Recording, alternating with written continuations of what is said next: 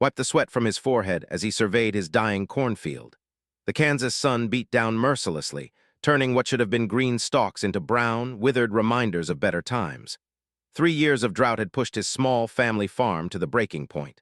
The bank notices stuffed in his kitchen drawer seemed to multiply daily, each one carrying threats wrapped in polite corporate language. The irrigation system had failed again yesterday. Couldn't afford to repair it, and the well was running dangerously low anyway. He kicked at a clod of dust that had once been fertile soil, watching it crumble into powder that the wind scattered across the barren field.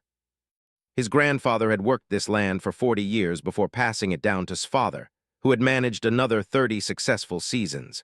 Now, after only 5 years of trying to follow in their footsteps, was watching 3 generations of hard work turn to dust. Literally. The sound of his old pickup truck's engine coughing to life broke the morning silence.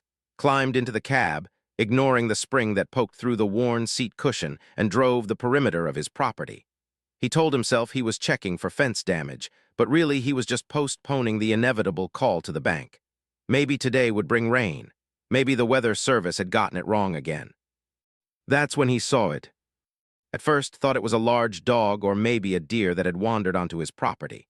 But as he got closer, his breath caught in his throat. The creature lying near his broken fence line was unlike anything he had ever seen. It was about the size of a golden retriever, but its body was covered in scales that shimmered with an iridescent blue-green color. Small wings, translucent like dragonfly wings but much larger, lay crumpled against its sides. A long, delicate neck curved around to a head that was unmistakably reptilian, yet somehow elegant and intelligent. Stopped the truck and approached slowly. The creature's eyes were closed, and its breathing was shallow and labored. Up close, he could see that it was desperately thin. Its ribs showed clearly through the scales, and its wings were torn and damaged. It looked like it hadn't eaten in weeks. "What in the world are you?" whispered, kneeling beside the strange animal. At the sound of his voice, the creature's eyes fluttered open. They were the most beautiful thing had ever seen, deep purple with flecks of gold that seemed to swirl and dance. The eyes focused on him with surprising clarity and intelligence. There was no fear in them, only desperate hope, and what could only describe as pleading. The creature tried to lift its head but was too weak. It made a soft sound, almost like a purr mixed with a whistle. Felt his heart break a little. Whatever this thing was, wherever it had come from, it was dying right here on his worthless piece of land. Looked around, half expecting to see government vehicles racing toward him or news helicopters circling overhead. This was clearly not an Earth animal. The implications should have terrified him, but all he could think about was how hungry the poor thing looked. "Okay, little guy," said gently, "let's get you somewhere safe." He carefully lifted the creature, surprised by how light it was despite its size. Its scales were warm to the touch and incredibly smooth. The creature didn't struggle, instead nestling against his chest with that same purring whistle sound. Carried it to his farmhouse, a modest 2-story building that had housed 3 generations of. He brought the creature into the kitchen and laid it gently on an old blanket near the back door. The creature's eyes followed his every movement with that same intelligent awareness. "You must be starving," said, opening his nearly empty refrigerator. He had been rationing his own food for weeks, trying to stretch his dwindling savings until harvest time, a harvest that would never come. Inside were half a dozen eggs, some leftover chicken from 3 days ago, and a few vegetables he had managed to grow in a small patch behind the house. Looked at his meager supplies, then at the dying creature on his kitchen floor. His grandfather had always said that a man's character was measured by how he treated those who couldn't help themselves. This creature certainly couldn't help itself. Cracked 2 eggs into a bowl and scrambled them without butter or oil. He had run out of both last week. He shredded some of the chicken and mixed it with the eggs, cooking it all together into a simple but protein-rich meal. The smell filled the kitchen, and stomach growled loudly. He had been planning to make these eggs last another 2 days. He filled a shallow bowl with water from the tap and knelt beside the creature.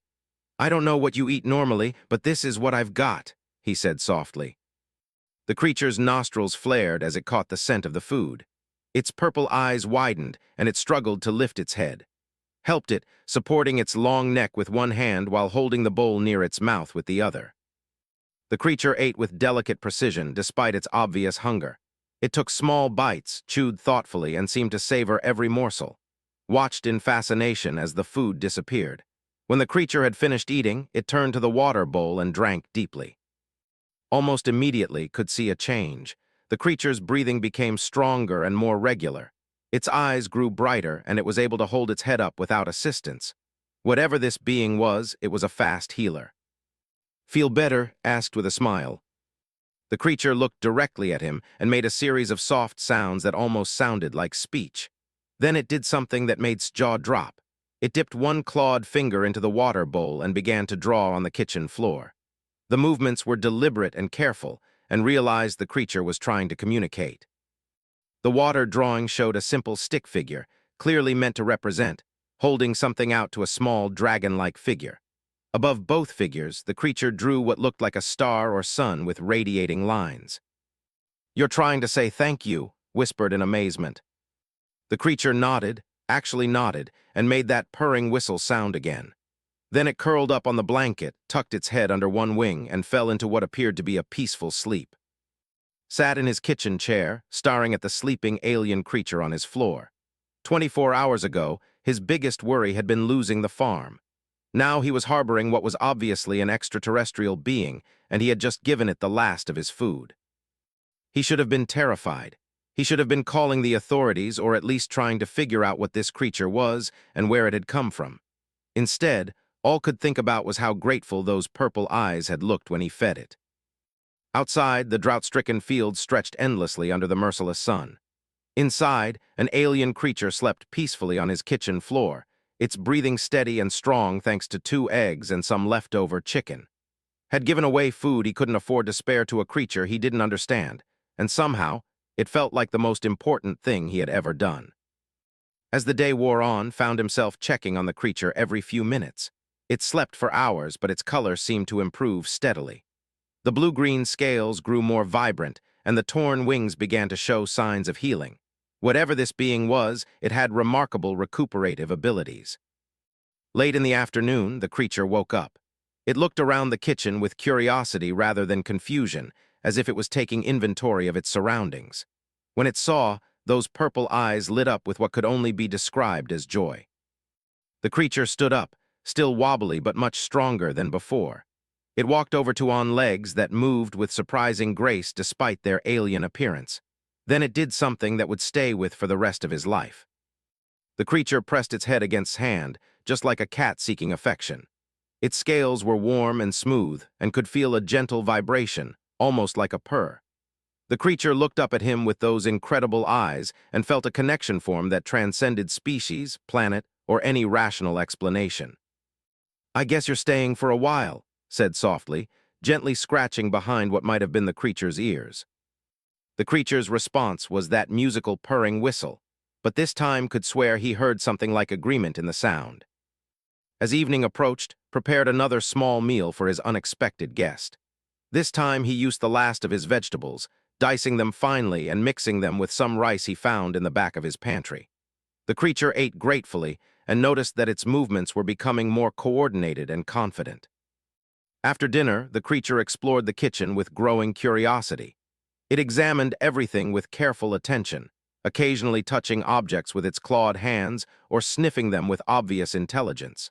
When it came to its collection of farming books on the windowsill, it spent several minutes studying them intently. "Those are about agriculture," explained, feeling only slightly foolish for talking to an alien creature. "Growing food, managing crops, that sort of thing." The creature looked at him sharply when he said, "growing food," its head tilting to one side in what was beginning to recognize as a gesture of intense interest.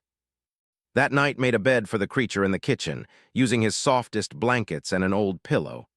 The creature settled onto it gratefully, but instead of immediately going to sleep, it looked up at with those expressive purple eyes.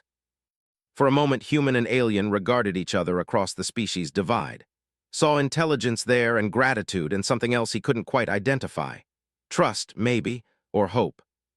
"Good night," said softly. The creature's response was a gentle trill that somehow conveyed the same sentiment. As lay in his own bed that night, listening to the soft breathing from the kitchen below, he wondered what he had gotten himself into. Tomorrow would bring new challenges. He still had no money, the farm was still failing, and now he was harboring a creature that the entire scientific community would probably kill to study. But for the first time in months, fell asleep with a smile on his face. Whatever this creature was, wherever it had come from, it had reminded him of something important. Sometimes the most meaningful acts were the simplest ones. Sometimes feeding a hungry being was worth more than all the profit margins and bank statements in the world. Outside, the drought continued its relentless assault on the Kansas countryside. But inside a small farmhouse, a bond was forming that would change not just two lives, but the course of interplanetary history. It had started with nothing more than 2 eggs and some leftover chicken shared by a man who had almost nothing left to give. And that, as would soon discover, was exactly the kind of gesture that could reshape the galaxy. Woke before dawn, as he had every day for the past 5 years. The habit was so ingrained that his internal clock didn't care about bank notices, drought, or alien visitors. He padded downstairs in his bare feet, expecting to find his strange guest still sleeping on the kitchen blanket. Instead, he found the creature sitting by the back door, alert and obviously waiting for him. In the early morning light streaming through the window, could see how much the being had recovered overnight. Its scales now gleamed with vibrant health, shifting between blue and green like oil on water. The tears in its wings had healed completely, leaving only faint silver lines that looked more like decorative patterns than scars. "Morning," said, feeling only slightly awkward about greeting an alien creature as if it were a. The creature responded with a complex series of musical tones that definitely sounded like language. Then it moved to the back door and looked at expectantly. "You want to go outside?" asked. The creature nodded emphatically and gestured toward the door with one delicate, clawed hand. Unlatched the door and the creature stepped gracefully onto the back porch. It stretched its wings experimentally and caught his breath. Fully extended, the wings were magnificent. Translucent membranes shot through with veins that caught and refracted the morning sunlight into tiny rainbows. The creature decided he needed a name for it, walked to the edge of the porch, and surveyed the drought-stricken landscape with what appeared to be deep concentration. Its purple eyes moved systematically across the withered garden, the dying fruit trees, and the empty fields beyond. "Not much to look at, I'm afraid," said. "This used to be beautiful farmland. My grandfather grew corn, soybeans, wheat enough to feed half the county. Now look at it." The creature turned to look at him and was struck again by the intelligence in those eyes. Then the being did something unexpected. It climbed down from the porch and walked directly to small vegetable garden, the one patch of land he had managed to keep barely alive by carrying water from the house in buckets. The creature knelt beside the struggling tomato plants and placed its hands on the soil. At first, nothing happened, then noticed something that made him rub his eyes in disbelief. The soil around the creature's hands was becoming darker, richer. He could actually see moisture spreading through the dry earth like ink through paper. "What the hell?" started to say, then stopped himself. Whatever was happening, it didn't seem harmful. The creature moved systematically through the garden, touching the base of each plant. Everywhere its hands made contact, the soil transformed. The struggling tomato plants straightened visibly. The wilted pepper plants lifted their leaves toward the sun. A bean plant that had been on the verge of death suddenly sprouted new green shoots. Stared in amazement as his dying garden came back to life before his eyes. The creature worked with obvious concentration, sometimes pausing to make soft, trilling sounds as if it were communicating with the plants themselves. When it finished, the entire garden patch looked like it belonged on a different planet, one where drought was just a word in the dictionary. The creature stood up and looked at with what he could only interpret as pride. Then it pointed to itself and said something in its musical language. "Did you just tell me your name?" asked. The creature repeated the sound, touching its chest with one hand. It sounded like ember with additional tonal qualities that human vocal cords could never reproduce. Ember repeated, and the creature's eyes lit up with approval. "I'm Mar," Ember said carefully and nearly fell off the porch in shock. The alien had just spoken English. "You can talk," exclaimed. Ember tilted its head thoughtfully. "Learn, quick," it said in careful, accented English. "Your words in mind when you speak, not same as home words, but similar patterns." Felt his worldview shifting fundamentally. Not only was he hosting an alien being, but that being was apparently learning English just by listening to him talk, and it could somehow revitalize dying plants with its touch. "What are you, Ember?" asked softly. Ember was quiet for a long moment, seeming to search for the right words in its newly acquired vocabulary. "I am grower. My people, we help life grow strong, make soil good, make plants happy." Ember gestured to the revitalized garden. Purpose is joy. "You're some kind of agricultural specialist," realized. "Your whole species." "Yes, we travel. Help worlds make food grow, trade knowledge, trade help." Ember's expression grew sad. "But ship had trouble, storm in space between. I was thrown out, ship could not find me." Felt his heart clench with sympathy. Ember wasn't just an alien visitor. It was a lost child, separated from its family by what sounded like some kind of space accident. "How old are you?" asked gently. Ember considered the question. "In your years, maybe 17, still learning, not yet grown fully." It touched its wings self-consciously. Wings not strong enough for long flying yet. 17 was harboring an alien teenager, one whose species apparently traveled the galaxy helping other worlds improve their agriculture. The irony wasn't lost on him. He was a failing farmer who had been rescued by a cosmic agricultural expert. Over the next few days, Ember's command of English improved dramatically. It turned out the creature was not just intelligent, but possessed of an almost supernatural ability to learn and adapt. It absorbed vocabulary like a sponge and quickly grasped complex grammatical concepts that took human children years to master. More importantly, Ember began to work its magic on farm. It started small. The vegetable garden became a showcase of impossible abundance. Tomatoes the size of softballs hung heavy on sturdy vines. Peppers grew in perfect clusters, their colors ranging from deep green to brilliant red and yellow. The bean plants produced so prolifically that had to construct additional supports to keep them from falling over under their own weight. But Ember wasn't content with just the garden. "Water," Ember said one morning, pointing toward the failing well. "Big problem, yes." "The biggest," confirmed. "The aquifer that used to feed this area is almost gone. Wells for miles around are running dry." Ember walked to the well and placed its hands on the metal casing. It closed its eyes and stood perfectly still for nearly 10 minutes. Was beginning to worry when Ember's eyes suddenly snapped open. "Water is there," Ember announced. "Deep but there, old water sleeping under stone. I can wake it up." "You can fix the well." "Not fix, make better, show water new path to surface." Ember looked it seriously. "But we'll change more than water. Soil will change. All ground around will change. You sure this okay?" Looked at his dying fields, at the bank notices piling up in his kitchen, at the future that seemed to offer nothing but failure and loss. Then he looked at Ember, whose purple eyes held such hope and eagerness to help. "Do it," said. What happened next would be talked about in the county for decades to come. Ember placed both hands flat against the well casing and began to sing. There was no other word for it. The sounds that came from the young alien were musical and complex, rising and falling in harmonies that seemed to resonate not just in the air but in the ground itself. The earth began to vibrate, not violently but with a deep rhythmic pulse like a massive heartbeat. Felt it in his bones, in his teeth, in the soles of his feet. The vibration spread outward from the well in expanding circles, and wherever it passed, the ground seemed to come alive. Cracks appeared in the hardpan soil, not the destructive cracks of drought, but neat, purposeful fissures that looked almost like tiny irrigation channels.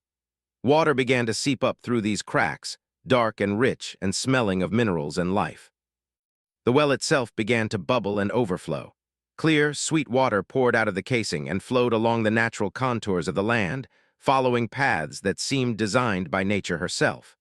The water moved with purpose, spreading across fields in an intricate network of streams and pools. But the water was just the beginning. As the liquid spread across the land, the soil began to change. The pale, lifeless dirt that had mocked for 3 years turned dark and rich. The smell of healthy earth filled the air, that sweet, loamy scent that every farmer knows means life and growth and possibility. Plants began to sprout. Not just the crops had given up on, but native grasses and wildflowers that hadn't been seen in the area for decades. The fruit trees in his orchard, bare and apparently dead, suddenly burst into bloom as if someone had fast-forwarded through spring and into early summer. The transformation spread outward from the well in all directions, covering its entire property and spilling over onto the neighboring land. Where the water touched, The drought seemed to retreat like a defeated army. Ember's song reached a crescendo, then gradually faded to silence. The young alien swayed on its feet, clearly exhausted by whatever it had just accomplished. Caught it as it stumbled, feeling the warm solidity of scale and muscle. "That was incredible," whispered, looking out at land that had been transformed from desert to garden in the space of half an hour. "Is better now," Ember said weakly. "Water will flow good, soil will stay happy for long time, plants will grow strong." Helped Ember back to the house, his mind reeling from what he had just witnessed. As they walked past the vegetable garden, he noticed that the plants had grown visibly in just the short time they had been working at the well. The tomatoes were larger, the corn stalks taller, the entire garden more vibrant and alive than anything he had ever seen. That evening, as they sat on the porch watching the sunset paint the sky in brilliant oranges and purples, tried to process what had happened to his life in just a few short days. "Ember," he said carefully, "what you did today, how is that possible?" Ember was quiet for a long moment, watching the light fade over the transformed landscape. "My people, we are connected to life, to growing things. We feel what plants need, what soil wants to become is like." Ember searched for words. "Like you feel hot and cold, hungry and full. We feel healthy earth and sick earth. And you can heal sick earth. Sometimes, if not too sick, if soil wants to be healed." Ember looked at with those incredible purple eyes. "Your land was not truly dead, only sleeping, waiting for permission to be alive again." Nodded slowly. He was beginning to understand that Ember's abilities weren't just alien technology or magic. They were something deeper, more fundamental. A connection to life itself that humans had perhaps lost somewhere along the way. "What happens now?" asked. "Your family, your people, are they looking for you?" Ember's expression grew complicated. "Yes, they search, but space is big and I am small. May take long time to find." It paused. "Is okay, though. I am safe here, and there is much work to do." "Work?" Ember gestured toward the fields, which were already showing signs of new growth in the fatting light. "This place, this land, it can be more than farm, can be teacher place. Show other humans how to grow food with planet, not against planet. Show how to make abundance without making Earth sick." Felt a stirring of something he hadn't experienced in years. Hope. Not just hope for his own farm, but hope for something bigger, something that could matter beyond his own small struggles. "You want to turn this place into some kind of agricultural demonstration site?" "Yes," Ember's eyes lit up with enthusiasm. "Teach other farmers, show how to work with soil, with water, with plants themselves, help heal other sick lands." It paused, looking suddenly uncertain. "If you want, is your land your choice?" Looked out at his transformed property, at the gentle streams of water reflecting the last light of day, at the green shoots already pushing up through soil that had been barren that morning.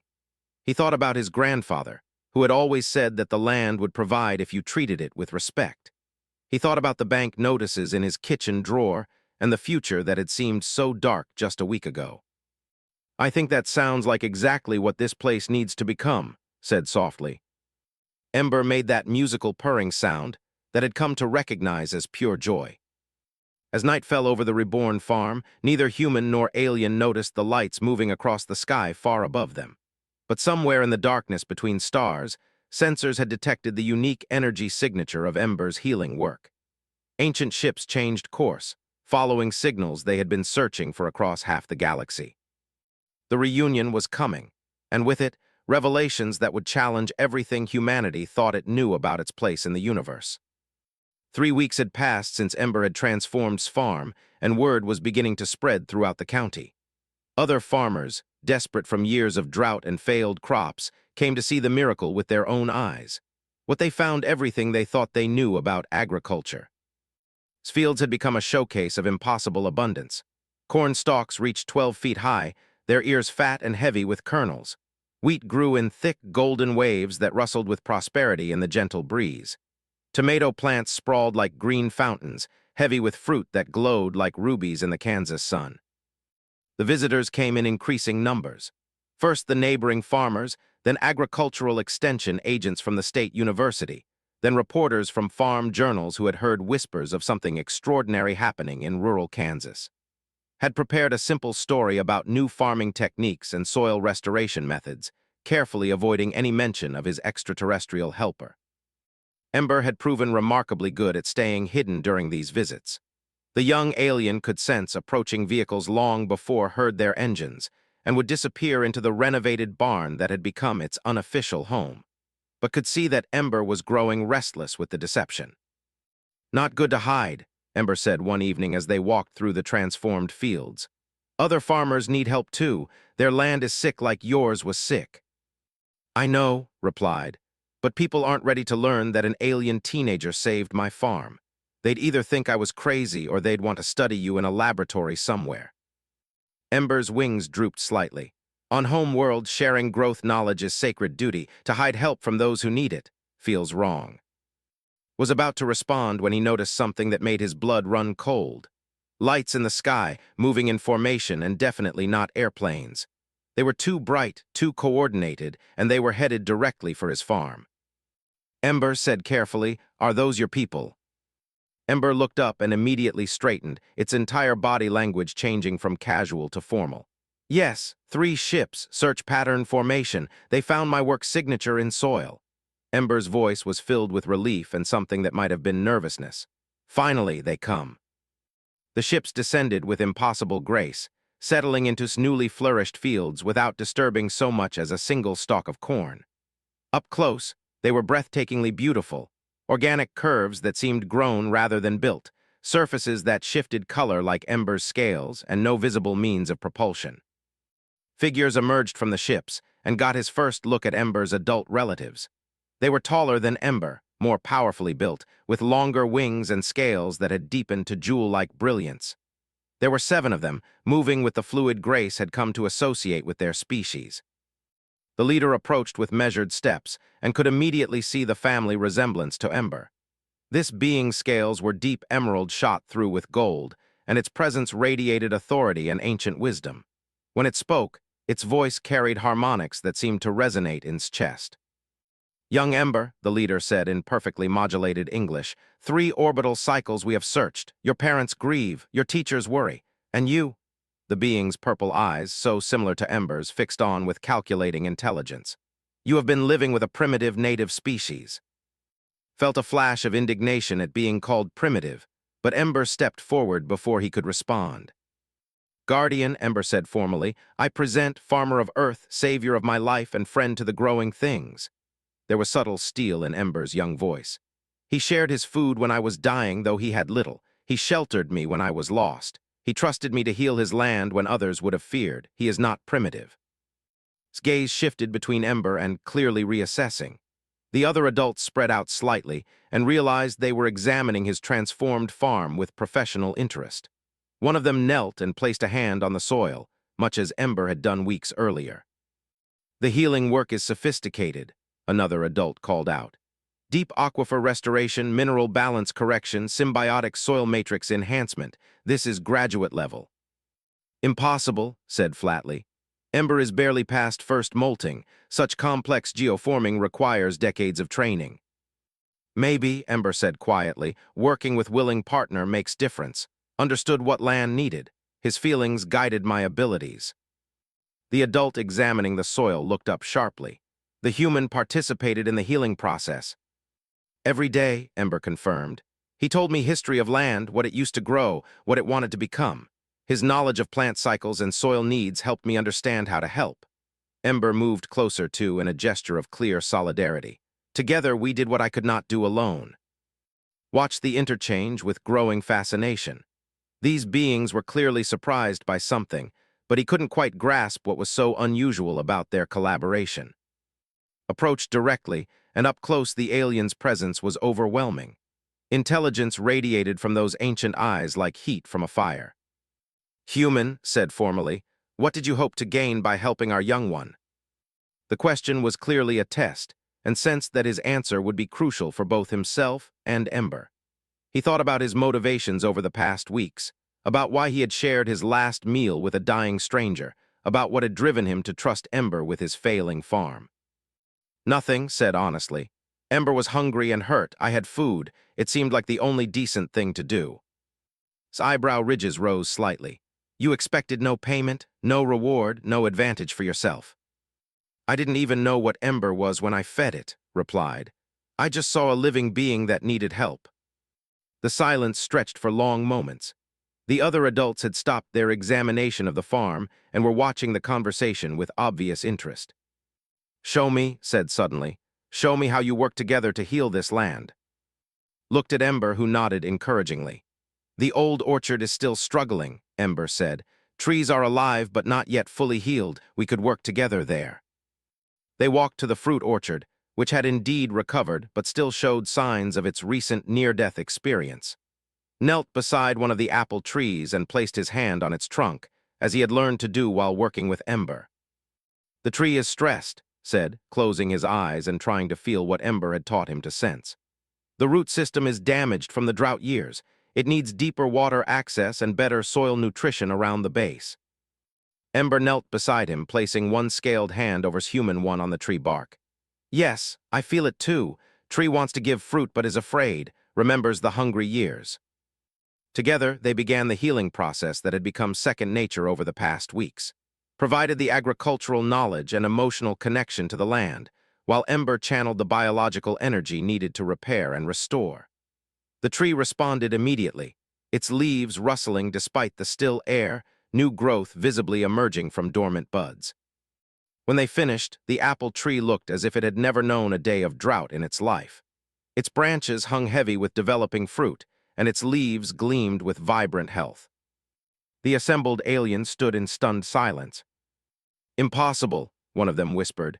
"A non-empathic species cannot participate in, they lack the neural pathways." "Yet we observed it," another replied. "The humans' agricultural knowledge merged with Ember's abilities. They achieved true symbiotic healing." Stared at with something approaching awe. In 8,000 years of galactic history, we have never seen a non-species capable of participating in the growing arts. The being paused, clearly struggling with implications. "You may be the first human with the potential to learn true agricultural symbiosis." Felt his worldview shifting again. "There are other species like yours, other worlds." "Hundreds of worlds," confirmed. "Thousands of species. But only 3 races have ever demonstrated the neural flexibility required for we, the crystalline miners of and the deep foresters of 442b, never a mammalian species, never anything resembling humans." Ember's excitement was palpable. "This is why the work felt so natural, why we could do advanced healing together, has the growing gift." "If this is true," said slowly, "then your world may be far more significant than we believed. We assumed Earth was a standard developing world, tool users but not life shapers, if humans possess even rudimentary capabilities." The conversation was interrupted by a soft chiming from one of the ships. Its expression grew grave as it listened to something couldn't hear. "What is it?" Ember asked. "Long-range sensors detect a crisis," replied. "The blight has reached the colonies. 3 agricultural worlds are reporting crop failures across entire continents if it spreads to the core systems." The being's scales shifted to darker hues. "We must return immediately." The blight asked. Ember's face filled with worry. "Terrible disease that attacks growing things, spreads from world to world through trade, makes soil dead, plants sick. My people have been fighting it for many cycles, but it adapts faster than we can find cures." Felt a chill of recognition. It sounds like what's been happening here. The drought, the crop failures, the soil degradation. What if it's not natural climate change? What if it's this blight? Stared at him with sharp attention. "Elaborate." "The patterns match," said, his farming knowledge suddenly taking on cosmic significance. "Soil exhaustion that doesn't respond to normal restoration techniques. Plants that fail despite adequate water and nutrients. Spreading crop failures that jump from region to region without clear transmission vectors." He paused. "If Earth is already infected, then what Ember and I did here wasn't just healing drought damage. We were curing the blight." The implications hit the assembled aliens like a physical blow. If humans could participate in, and if Earth was a testing ground where human teams could develop cures for the galaxy's greatest agricultural threat. "We must convene the council immediately," said. "If this world holds the key to stopping the blight." The being looked at with new respect. "Human, would you be willing to travel to other worlds, to work with our agricultural specialists in developing new healing techniques?" Thought about his transformed farm, about the neighbors who were already seeing improved yields from the groundwater changes Ember had made. about the possibility that his small act of kindness could help save multiple civilizations. On one condition, said firmly. Name it, replied. Ember comes with me, we're a team. Ember's wings fluttered with joy, and even the stern seemed to smile. Agreed, the Guardian said. The youngest and the most promising partnership in galactic history. Let us hope you can work the same miracles on dying worlds that you achieved here. As the adults began making preparations for departure, looked out over his reborn farm one last time. 3 weeks ago, he had been a failed farmer facing bankruptcy. Now he was about to become humanity's first ambassador to a galactic agricultural alliance, working to save entire civilizations from starvation. It all started with 2 eggs and some leftover chicken shared with a hungry stranger. Was beginning to understand that the smallest acts of kindness could indeed reshape the universe. The journey to the system took 3 days aboard the vessel Growing Light, and spent most of that time trying to wrap his mind around the scope of the crisis he was about to face. The ship's viewing screens showed him images that would have been impossible to imagine just weeks earlier. Entire planets covered in agriculture, cities that were essentially vast greenhouse complexes, space stations devoted entirely to seed storage and genetic preservation. But the screens also showed the devastation of the blight. Worlds that should have been green were brown and barren. Orbital farms hung dead in space, their transparent domes filled with the skeletal remains of failed crops. Refugee ships carried populations away from dying agricultural worlds, seeking new homes on planets that might soon face the same fate. 17 worlds lost in the past year, explained as they reviewed the tactical situation. 43 more showing early symptoms. The blight adapts to our countermeasures faster than we can develop them. Each time we think we've found a solution, it evolves beyond our ability to contain it. Studied the progression maps, his farmer's eye picking out patterns that the aliens might have missed. It's following trade routes, he observed. And it's moving faster through worlds with similar soil compositions. You're treating this like a disease, but it's behaving more like an invasive species. Ember, who had been unusually quiet during the journey, looked up from its own studies. What do you mean? On Earth, we've dealt with invasive species for centuries, explained. Plants or animals that get introduced to new ecosystems where they have no natural predators. They spread rapidly because the local environment has no defenses against them. He paused, thinking. But the key to stopping invasives isn't just killing them. It's restoring the natural balance that keeps them in check. The other in the briefing room exchanged glances. These were some of the most accomplished agricultural scientists in the galaxy, beings who had spent centuries perfecting the arts of and ecological restoration. You suggest the blight has natural predators? Asked the expedition's lead. Everything in nature has something that keeps it in balance, said. Predators, parasites, competitors, environmental factors. If the blight is spreading unchecked, it means it's in environments where those natural controls don't exist. But the blight affects multiple species across hundreds of different ecosystems, pointed out. How could there be a universal controlling factor? Was about to respond when alarms began sounding throughout the ship. Through the viewing screens, they could see their destination. New Ceres, one of the most important agricultural worlds in the system. What saw made his heart sink. The planet's surface was a patchwork of brown and sickly yellow, with only scattered patches of green remaining. Orbital platforms hung like dead insects against the planet's surface, their agricultural domes dark and empty. But worst of all were the refugee ships, hundreds of vessels fleeing the dying world, carrying populations that would soon have nowhere left to go. It's accelerating, said grimly. The blight is consuming the remaining farmland faster than predicted. How long do they have? Asked. At current progression rates, complete agricultural collapse within 2 weeks, replied. 10 billion beings depend on this world for food production. Felt the weight of responsibility settle on his shoulders like a physical burden. Back on Earth, failure meant losing his farm. Here, failure meant the starvation of entire civilizations. The Growing Light landed at New Ceres' largest remaining agricultural complex, a facility that sprawled across several hundred acres and housed some of the most advanced farming technology had ever seen. But even the most sophisticated equipment was useless against the blight's relentless advance. The local farmers who greeted them were clearly desperate. These weren't the primitive farmers that some of them had expected humans to be. They were highly skilled agricultural engineers who had been fighting the blight with every tool at their disposal. And they were losing. "Thank the growing stars you're here," said the complex's chief agriculturalist. "We've lost 60% of our productive capacity in the past month alone. Nothing we try can stop the spread." Walked through the affected areas with Ember at his side, trying to understand what they were facing. The blight was unlike anything he had encountered on Earth, but there were familiar elements. The soil had the same exhausted quality he had seen in drought-stricken farmland, but with an underlying toxicity that suggested active contamination rather than simple depletion. The affected plants showed a progression of symptoms that reminded of certain fungal diseases, but the pattern was wrong.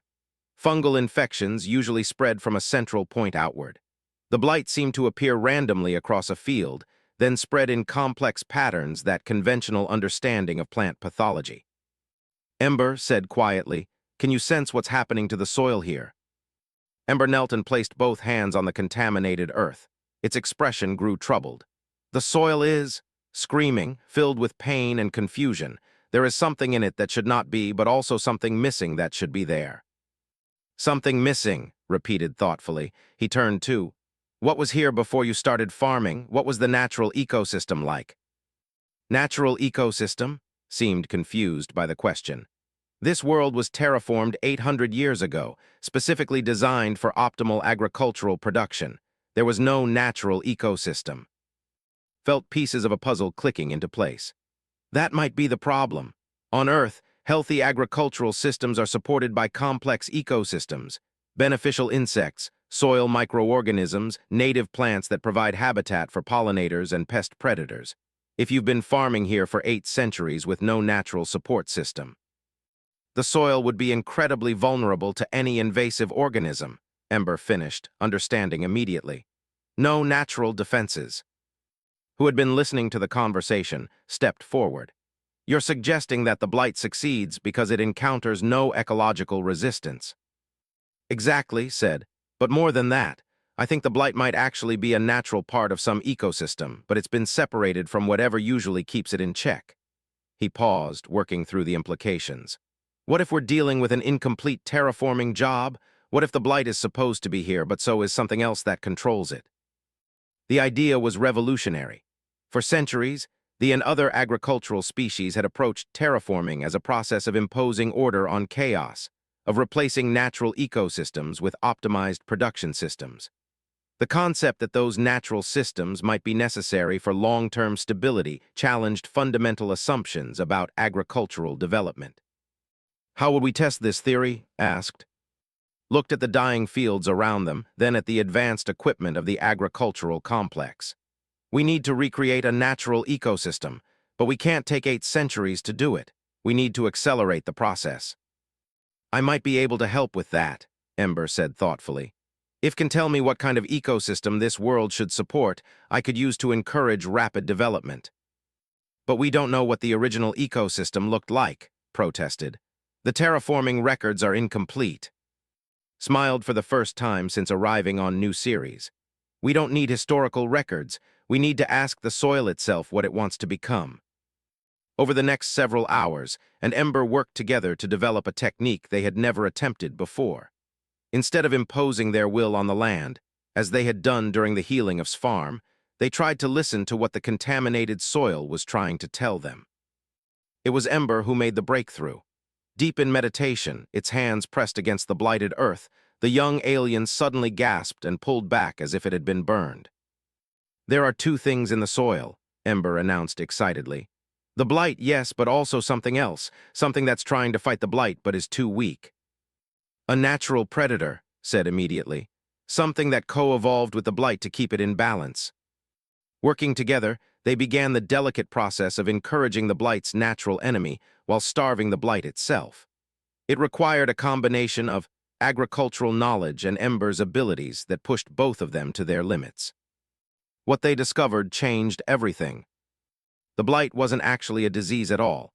It was a soil bacteria that had evolved on worlds with specific mineral compositions. In its native environment, it was kept in check by a symbiotic fungus that formed beneficial relationships with plant root systems. The fungus needed the bacteria for certain nutrients, while the bacteria needed the fungus to moderate its growth. But in the sterile, optimized soils of terraformed worlds, the fungus had been eliminated as inefficient. Without its symbiotic partner, the bacteria had mutated into the destructive force now known as the blight. The solution wasn't to destroy the blight, but to restore its natural partner and re-establish the balance that had been lost. This is why Standard hasn't worked, realized. We've been trying to eliminate one half of a natural partnership. And it's why I could heal the infected soil on Earth, Ember added. Earth still has natural ecosystem diversity. The symbiotic relationships were damaged but not destroyed. Felt a surge of hope as he watched the first test plots respond to their ecosystem restoration approach. Plants that had been dying from blight infection began to recover as the rebalanced soil regained its natural defenses. But even as they celebrated this breakthrough, knew their work was just beginning. New Ceres was only one world among hundreds threatened by the blight, and there were other agricultural crises waiting to be solved, other worlds where the delicate balance between cultivation and nature had been lost. This changes everything, said as they watched healthy plants emerge from soil that had been barren just hours earlier. If ecosystem restoration is the key to agricultural stability, we need to rethink terraforming procedures across the entire galaxy. Looked out at the vast agricultural complex, imagining it transformed into a thriving ecosystem where food production and natural systems supported each other instead of competing. It would be a massive undertaking, requiring cooperation between species that had never worked together before. But as he watched Ember successfully guide the restoration of another test plot, knew they had found something more valuable than any technological solution. They had rediscovered the ancient truth that his grandfather had always known. The land would provide if you treated it with respect. The galaxy was about to learn that lesson on a scale never before imagined. 2 years had passed since had shared his last meal with a dying alien creature on his Kansas farm. Now he stood before the Galactic Agricultural Council, representing not just Earth, but a revolutionary new approach to interplanetary farming that was reshaping civilization across 12 star systems.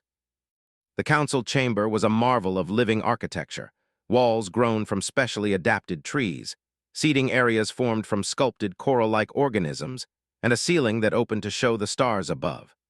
Representatives from 47 different species sat in careful arrangement, their varied forms creating a tapestry of galactic diversity that still amazed every time he saw it. The restoration of New Ceres has been completed, reported to the assembled delegates. Full agricultural production has resumed, with yields 30% higher than pre-blight levels. More importantly, the ecosystem restoration has created natural resistance to future blight outbreaks. A ripple of approval moved through the chamber. New Ceres had been a test case for the ecosystem restoration approach, and its success had enormous implications for the 43 other worlds still struggling with blight infections. But wasn't finished with his report. Additionally, we've now successfully restored agricultural systems on 442b, 128b, and the 3 core worlds of the vegan system. In each case, we found that the root cause of agricultural failure wasn't disease or climate change, but ecosystem imbalance caused by overly aggressive terraforming. Beside him, Ember had grown into a magnificent adult over the past 2 years of constant work. Its scales now showed the deep emerald and gold patterns that marked a master, and its wings had gained the strength needed for long-distance flight between worlds. But despite its physical maturity, Ember remains closest partner and dearest friend. The human partnership model has exceeded all projections, Ember added, its English now flawless after 2 years of constant use. Combined teams have achieved restoration time 60% faster than traditional methods, with more stable long-term results. Administrator one of the crystalline miners leaned forward, its silicon-based form glittering in the chamber's organic lighting. These results suggest that human involvement is not merely helpful, but essential for large-scale ecosystem restoration. How do we address the limitation of having only one human trained in these techniques? Had been dreading this question, but he was ready with an answer that had been months in the making. "We're establishing the Interplanetary Agricultural Institute here on Earth," announced. "A training facility where humans and various alien species can learn to work together on ecosystem restoration projects. We already have 50 human volunteers from Earth's agricultural colleges and requests from 12 different alien species to participate in the program." The chamber erupted in excited discussion. The idea of Earth becoming a center for galactic agricultural education would have been unthinkable just 2 years earlier, when the planet was considered a backwater world of limited significance. Guardian, Now's official partner in the Agricultural Council, stood to address the assembly. "The human offers unique advantages for this purpose. Earth's ecosystems are among the most diverse in known space, providing ideal testing grounds for restoration techniques. Additionally, human neural plasticity allows them to adapt to working with multiple alien traditions." "What about the security implications?" asked HiveMind Coordinator 7 Alpha, speaking for the collective consciousness that governed the colonies. "Concentrating so much agricultural knowledge on a single world creates vulnerabilities." Understood the concern. In just 2 years, he had gone from a failing farmer to one of the most strategically important individuals in the galaxy. The techniques he and Ember had developed were literally keeping billions of beings fed across dozens of worlds. If something happened to Earth, the consequences would be catastrophic. "That's why we're also establishing satellite training facilities on Prime, the Crystal Gardens of, and the Forest Worlds of," explained. "Each facility will specialize in different types of ecosystem restoration, but all will be based on the human-alien partnership model." The discussion continued for hours, covering details of funding, resource allocation, and the complex logistics of managing an interplanetary educational system, but found his attention drifting to the viewing ports that showed Earth hanging in space beyond the orbital station where the Council met. His home planet looked different now. The brown patches of drought that had covered much of the continental landmasses were gone, replaced by the green of restored farmlands and carefully planned ecosystem reserves. The orbital platforms surrounding Earth were no longer just communications satellites and scientific stations, but agricultural research facilities where human and alien scientists worked together to develop new techniques. It had all started because he couldn't stand to watch a hungry creature suffer. Ember said quietly during a break in the formal proceedings, "You look troubled."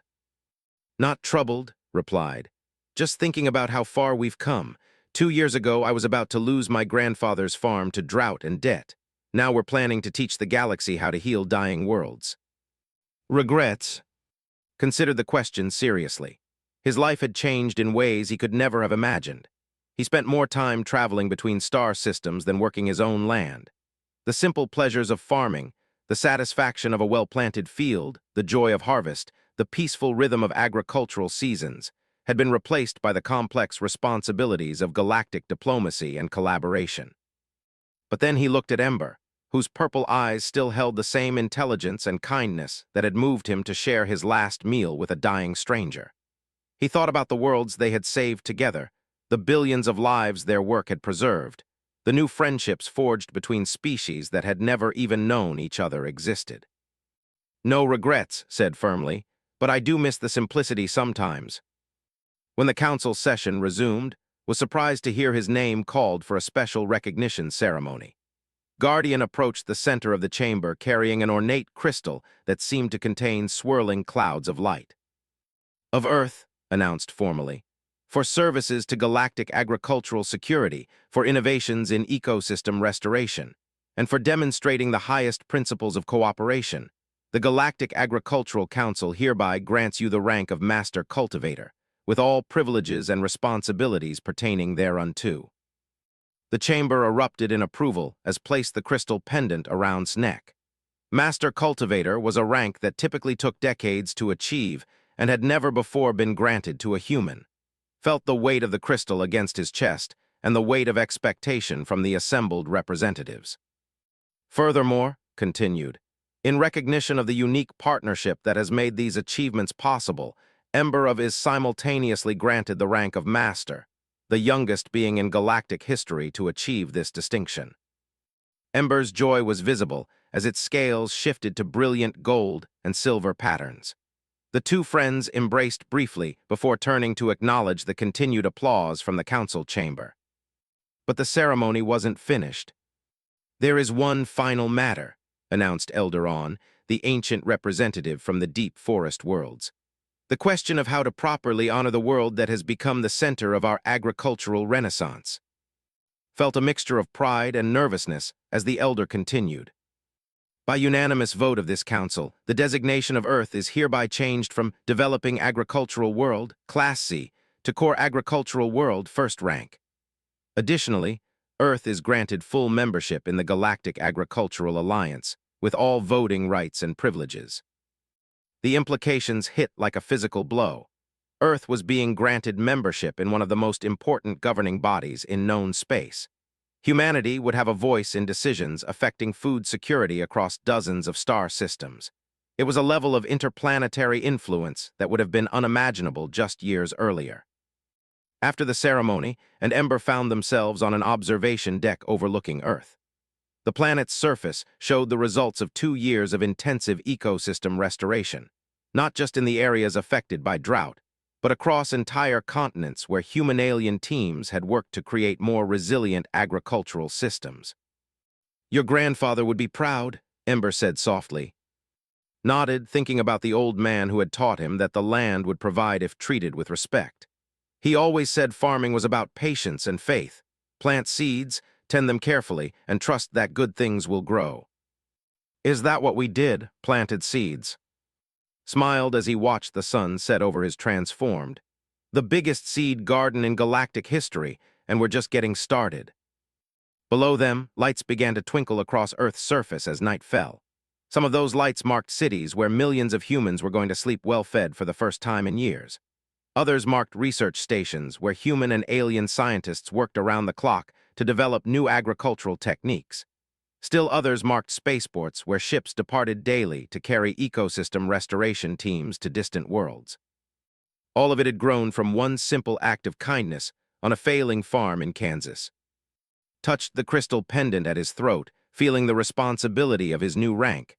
Master Cultivator, Teacher to the Galaxy, Protector of agricultural worlds across multiple star systems.